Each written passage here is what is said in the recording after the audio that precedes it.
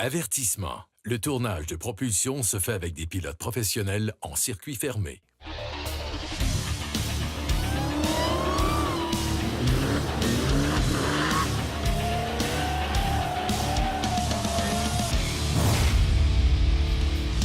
Cette semaine à propulsion, Buggy contre Jeep. Les deux bêtes s'affrontent en hors-route avec Carl et Ben Milo. Simon nous amène en piste pour l'essai de la BMW X2 et on se balade sur les routes de la Californie à bord de la Lamborghini Aventador S Roadster.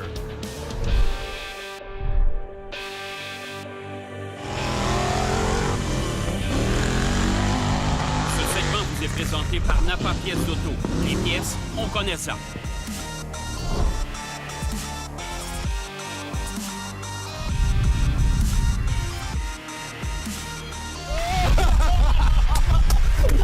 Cette semaine à propulsion, je suis particulièrement heureux parce que je retrouve deux bons amis. Le premier, c'est le fameux Jeep Wrangler. Et le deuxième, c'est mon chum Ben Milo. Yes. Salut Ben! Salut Carl! En forme? Ça va super bien? Cher Ben, on va s'amuser aujourd'hui particulièrement. Absolument. Moi, de mon côté, Jeep Wrangler, c'est que du bonheur. J'en ai eu quand j'étais jeune. C'est un véhicule que j'aime bien, que j'ai vu toutes les évolutions. Toi, c'est une machine qui te parle un peu. Oui, absolument. Ben moi, j'ai toujours rêvé de faire du Monster Truck dans ma vie. Et là, on a un peu un mini Monster Truck avec un bolide vraiment artisanal. J'ai fouillé ses packs un peu pour t'aider. On a trouvé Marcel Baron qui vendait ça. Puis je pense que c'est une bonne machine, hein? Oui, ben on va s'amuser, c'est sûr. Bon, ça va être une bonne journée au bureau, mon cher. Absolument. Moi, je te le dis, je vais y aller un petit peu plus mollo. Je vais essayer de ramener ça. Pas de graphing, pas de problème. Dans ton cas, il n'y a pas de carrosserie, fait que c'est que du bonheur. Exactement. Donc, non, ça devrait être bien le fun. J'ai jamais conduit ça. Ça va être une première expérience pour moi. Et là, ce qui est le fun ici, c'est qu'on a des obstacles. On a un terrain qui est vraiment unique, là, avec des roches, des bios, tout ça, des sauts. Donc, on visite Saint-Béatrix. D'ailleurs, il y a un festival qui se passe ici et on a la chance d'avoir le terrain à nous seuls. Et ça, c'est très rare. Oui, absolument. C'est très, très rare. Donc, on a un gros parc de jeux aujourd'hui. On va avoir bien de fun. Bon, ben deux petits gars qui s'amusent. Oui, yes, Ben, sir. bon plaisir. Bon plaisir.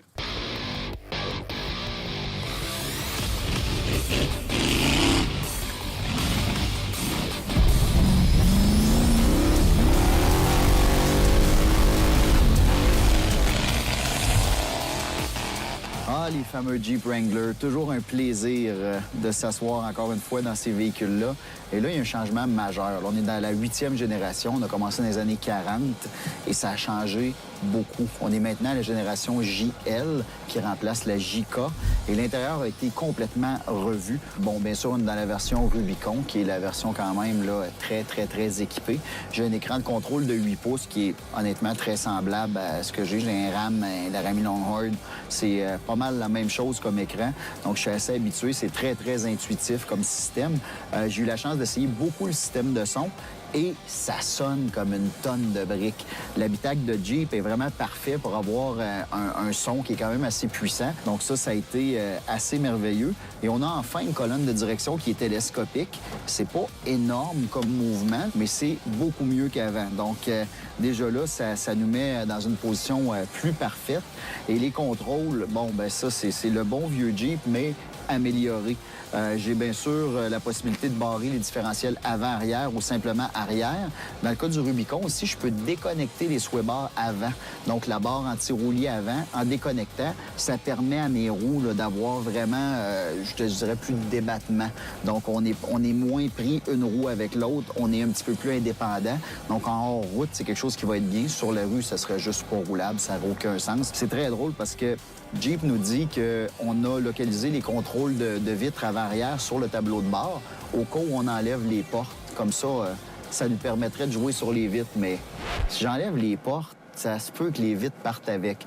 Donc, la seule option que je verrais intelligente, c'est si j'enlève les portes avant et que je laisse les portes arrière dans le cas d'un Wrangler Unlimited comme ça, bien, j'aurais la possibilité de monter et descendre les vitres arrière. Et quand on retire les portes, ce qui se fait assez facilement, bien, il n'y a pas de problème.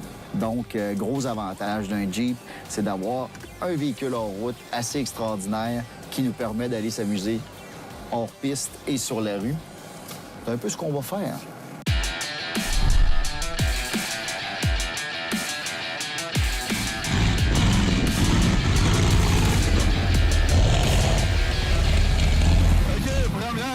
Première ride à faire avec mon mini Monster Truck. Écoute, juste de d'entrer dans le véhicule, c'est déjà quelque chose, pas évident. C'est très, très petit, la cage.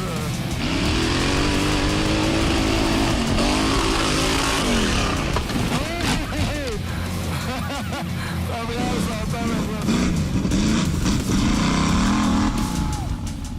Le moteur dans le Rubicon, c'est le bon vieux V6 Pentastar, donc un moteur 3,6 litres qui a vraiment fait ses preuves, qui a été utilisé à peu près à toutes les sauces chez Chrysler et qui fait bien le travail. On a 285 chevaux, 260 livres de couple. On roule soit une boîte manuelle à 6 rapports ou une boîte automatique à 8 rapports. Donc, ça commence à faire une différence. Dans ce cas-là, j'ai l'automatique. C'est fou, là. On a quand même des bonnes pentes ici, puis ça reste pas pris du tout. Si on roule un Jeep, c'est assez rare que la consommation d'essence, c'est quelque chose qui nous dérange beaucoup. Cette génération-là fera vraiment pas exception.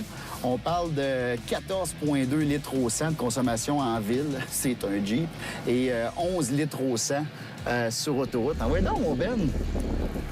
Pendant que je parle de ma petite consommation d'essence, lui est en train de se demander s'il va sauter ici. Et j'aimerais bien ça le voir.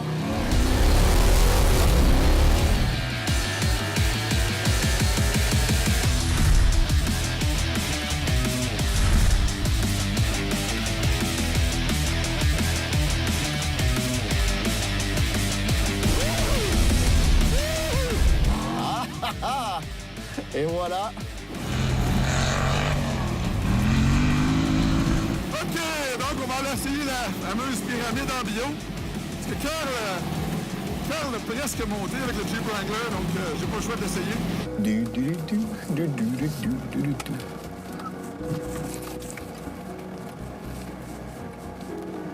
Wow. OK, on a vraiment monté d'une coche là, par rapport à l'ancienne génération. Juste pour voir si je me rends en haut. Je sais que je peux pas le franchir à l'autre bout, mais les caméramans, là, sont tellement pas sympathiques, là. Je fais signe, ça passera pas. Il me fait signe. Oh, et donc, essaye-le. Non, je l'essayerai pas. J'ai pas envie de rester suspendu avec le Jeep et de faire rire de moi pendant les 162 prochaines années par l'équipe de propulsion. Et là, on parle de moteur ici, 500 forces que j'ai dans le dos avec des 46 pouces de pneus Mickey Thompson. Et pour avoir plus de traction, ben Marcel a enlevé des crampons. Donc, on va voir ce que ça donne ici sur cette espèce de mur de bio-là, qui est le plus gros obstacle du circuit ici à Sainte-Béatrix. All right! Go, Ben, t'as pas le choix. Donne du gaz, Go, go, go, go, go! Wouhou! C'est facile! Oh! Plus facile que je pensais, man. Bon. Je sais pas si ça fait des bangs, un Jeep, hein?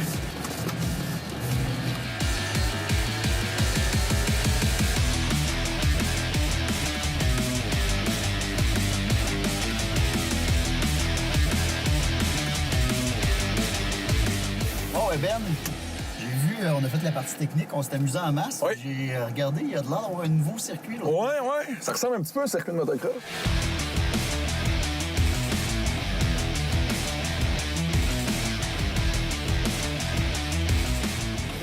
Ah, je suis surpris, ça se débrouille vraiment bien d'un bas, c'est tout ça. Ouais, je m'attendais pas à ça. Et ce qu'il faut dire, c'est que les pneus qu'il y a là-dessus, c'est des pneus Maxxis. J'ai remarqué vraiment le tread qui était vraiment gros, vraiment agressif. Donc c'est sûr que ça l'aide dans des conditions comme ça présentement. Il se place beaucoup mieux. On dirait que la suspension est plus évoluée que l'ancienne génération. Je suis capable de le mettre en dérapage, puis ça se fait avec une certaine douceur, là. Incroyable. Là, c'est... Dernier pour la... Ah oui. Premier saut. Ouais, Vas-y. Super de l'ennemi. Deuxième. Deuxième, Ouais. Ça se faisait. J'aime ton petit côté ambitieux.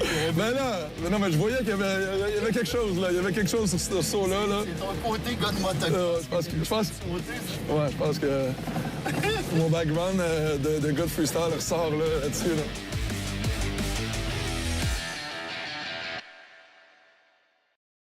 Ben, c'est ce que j'appelle passer une super belle journée encore une fois. Merci d'être venu aujourd'hui. Ah, merci à toi de m'inviter. Ben, comment tu as trouvé l'expérience? Parce que là, bon, moi, tu le sais, j'aime bien les Jeeps, mais une machine comme ça, on n'a pas beaucoup de chance dans sa vie de rouler ça. Absolument, absolument. Ça a été quelque chose, une aventure, je te dirais, parce que c'est pas évident juste d'entrer dans la machine. C'est un exploit parce que si on se fie aux commentaires du propriétaire, il dit que c'est trop petit. Et c'est vrai que c'est trop petit parce que j'avais les genoux carrément. Plus petit toi déjà, Absolument. passablement. Donc juste ça, c'est pas évident.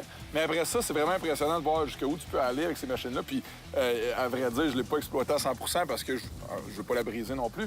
Mais non, c'est vraiment impressionnant. Là. Et là où moi, j'ai des limites, parce que, un, il y a les coussins gonflables, je veux pas atterrir sur le nez puis que ça saute. Ouais. Et deuxièmement, des fois, c'est un petit peu pointu dans le haut. Donc, moi, je me dois, tu sais, je monte, je m'immobilise, je redescends. Ouais. Toi, je te voyais en haut, petit coup d'accélérateur, ça passe. Ben, c'est ça, il y a tellement de puissance. Et puis aussi, les pneus sont vraiment adaptés pour ces genres d'obstacles-là. Donc, non, ça passe partout, là. Passes-tu de la moto 4 roues dans le futur ou tu restes à la moto? Ben, je pense que je vais rester en moto encore pour un petit bout. Mais là, je commence à aimer le 4 roues parce que j'ai une cage alentour de moi. Là, il y a presque plus de possibilités de blessure. Ça, j'aime bien ça. Ouais, au nombre d'os que tu t'es cassé, là, dans le fond, c'est la pré-retraite de Ben Milo. Vous avez assisté à ça. Exactement. On se revoit une autre semaine, mon Ben. Merci, Carl.